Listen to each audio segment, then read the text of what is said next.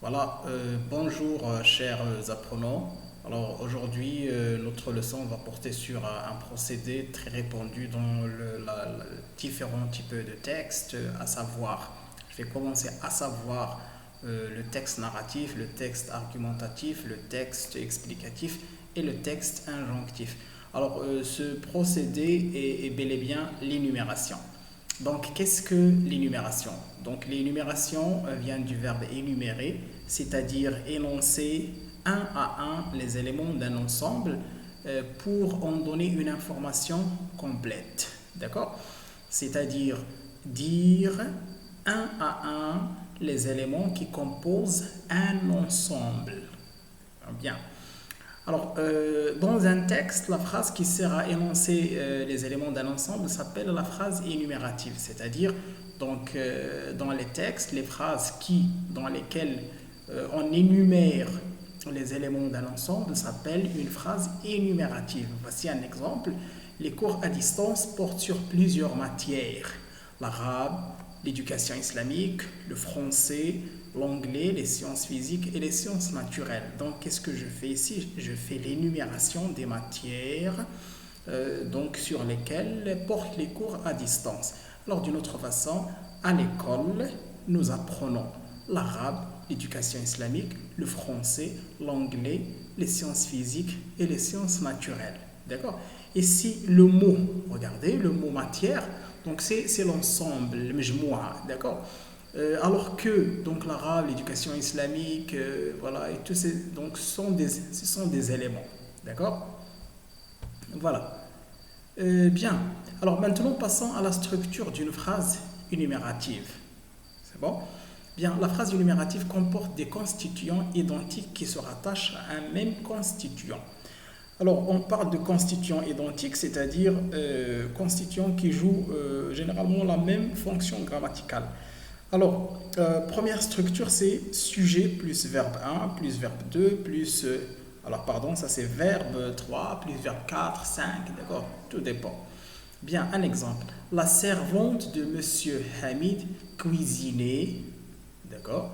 Faisait le linge, nettoyait les couloirs, arrosait les plantes du jardin, repassait les vêtements matin et soir, débarrasser la table, laver la vaisselle et garder les bébés. Ça va? Donc, qu'est-ce que nous faisons ici? D'accord? Nous faisons l'énumération, d'accord, des différentes actions qui sont faites par le sujet. Hein? Le sujet qui est bien sûr la servante de Monsieur Hamid. Alors, d'une manière simple, je peux dire que, alors, Amina fait la cuisine, fait le linge, nettoie les couloirs, arrose les fleurs, repasse les vêtements, débarrasse la table, lave la vaisselle et garde les bébés. Donc, il s'agit ici d'une énumération des actions faites par un sujet. D'accord? Bien. Alors, cette énumération, bien sûr, a une fonction très importante dans un texte. D'accord? Par exemple, ici, on peut, avec cette énumération, essayer de montrer voilà, le travail difficile fait par la servante pour, voilà, pour que les lecteurs sympathisent avec elle. Ça va? Bien, on peut également essayer de montrer bien la robustesse de cette servante qui ressemble à une machine infernale. Voilà. Bien. Deuxième structure, c'est sujet plus, d'abord sujet 1 plus sujet 2 plus sujet 3 plus sujet 4 plus verbe. Donc ici, l'énumération porte sur les sujets. Ce n'est pas pour les actions. Et ce n'est pas sur les actions. Pardon. Donc nous avons plusieurs sujets qui font la même action. Alors regardez, les familles dans les maisons, sujet 1, les médecins dans les hôpitaux, les responsables dans les bureaux et les prisonniers dans les cellules se réfugièrent pour éviter la contamination du coronavirus Covid-19. Donc ici, nous avons 4 sujets qui font la même action. Alors, nous avons énuméré les sujets 1, 2, 4 qui se réfugièrent pour éviter la contamination. Alors, d'une autre façon, voilà, bien, je vous donne une phrase très simple. Le père, la mère, la fille et le fils dîner ensemble. Donc j'ai fait ici l'énumération des sujets pour leur, bien sûr, attribuer une action faite ensemble. Alors voici un autre exemple. Homme, femme, toujours regardez, donc n'oubliez pas de remarquer bien cette virgule. Homme, femme, enfant, vieillard, tous étaient confinés. D'accord? Alors, si vous avez remarqué ici, il n'y a pas de déterminant, il n'y a pas de les hommes, les femmes, ou bien des enfants. Pourquoi? Tout simplement parce qu'ils peuvent être repris par le pronom tout. Donc, on peut dire tous les hommes, toutes les femmes, tous les enfants, tous les vieillards étaient confinés. C'est bon? Voilà. Bien. Alors, maintenant, je passe à la troisième structure. C'est sujet plus verbe plus plusieurs compléments d'objet. D'accord? Regardez, un sujet plus verbe plus complément d'objet. Donc, ici, l'énumération, c'est-à-dire 1, 2, 3, etc., porte sur les compléments d'objet. D'accord? Bien, alors regardez. La pandémie dévasta la Chine. Dévasta quoi? Un complément d'objet. Dévasta quoi? La Chine, l'Italie, l'Iran, la France, les États-Unis d'Amérique et les pays du tiers-monde. Donc ici, l'énumération porte sur les compléments d'objet. Ça marche? C'est-à-dire sur l'objet sur lequel l'action dévastée, alors je cherche, voilà, l'action dévastée s'exerce. Voilà, bien, donc un exemple simple ici,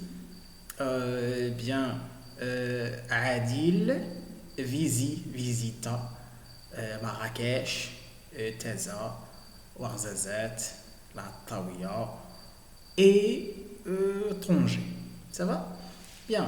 Alors, quatrième structure, c'est sujet plus verbe, mais cette fois-ci, plus des compléments circonstanciels. Ils peuvent être des compléments circonstanciels de lieu, de temps, de manière, etc.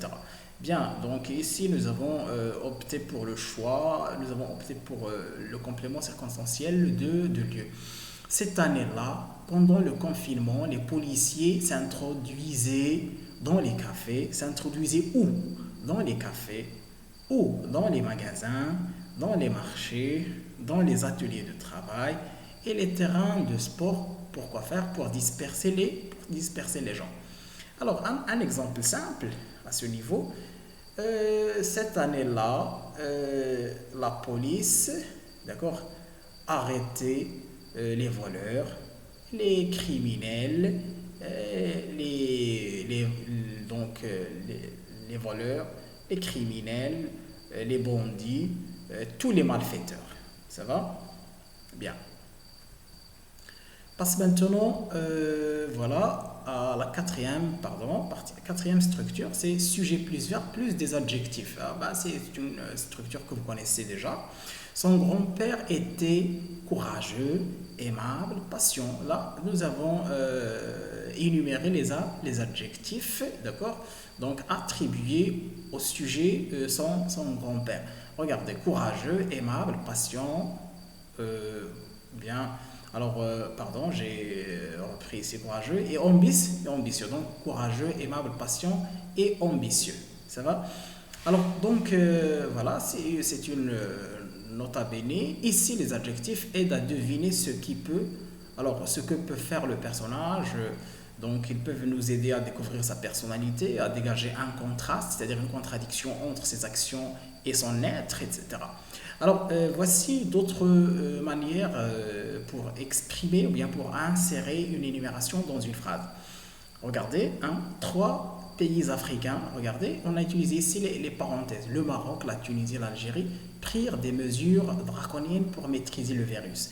Alors, il suffit tout simplement pour faire l'énumération de mettre donc les choses à énumérer, d'accord, entre parenthèses séparées bien sûr par des virgules. Deuxième, la vieille femme adorait 3 marabouts. Marabouts, à savoir, regardez, donc j'ai utilisé ici l'expression à savoir. Regardez, virgule, à savoir, et après 2 points. Bouya Rahal, Bouya Omar et Bouya Ahmed. Ce sont des marabouts, d'accord? Donc, très simplement, on peut dire Hamid aime trois fruits, à savoir les bananes, voilà, les pommes et les fraises. Ça va? Bien, troisième, Covid-19 a plusieurs symptômes, parmi lesquels, ou bien par exemple, la fièvre, la toux, l'écoulement nasal et, la diarrhée. Ben, c'est pas le diarrhée, et la diarrhée. Alors, voilà, donc c'est la fin de cette voilà, leçon d'énumération. Donc, j'espère que c'était un peu clair. Voilà, donc vous allez être soumis à un exercice pour bien comprendre. Je vous souhaite une bonne matinée. Merci.